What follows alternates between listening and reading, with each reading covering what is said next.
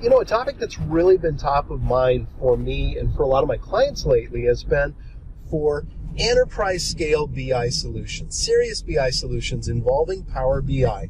How do we develop? Turn right, then turn left onto Reader's Digest Road. How do we develop and how do we deploy our data model? So you really have three different options. We have using Power BI Desktop to develop the model and deploy to the Power BI service.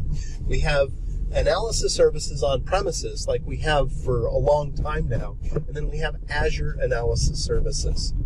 So let's just break that down really quick. So using Power BI Desktop to develop models like we've always done has some limitations, but that feature set and those capabilities are being expanded very quickly.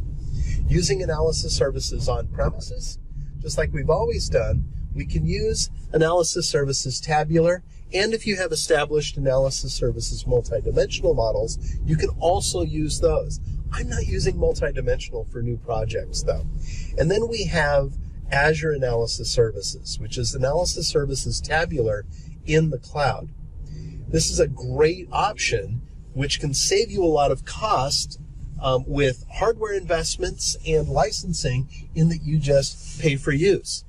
So with new projects, I'm really considering using Power BI Desktop and the Power BI service in lieu of using analysis services. Why? Because that's where the product team are putting a lot of their resources. You really have to have an appetite for new features and the rapid pace of design that Microsoft seem to be promoting lately. So that's an important consideration. But I would take a serious look at continuing to use Desktop and the Power BI service to implement your models, because we have incremental refresh, we've got row-level security, and we have a lot of other great features that are coming and evolving quickly.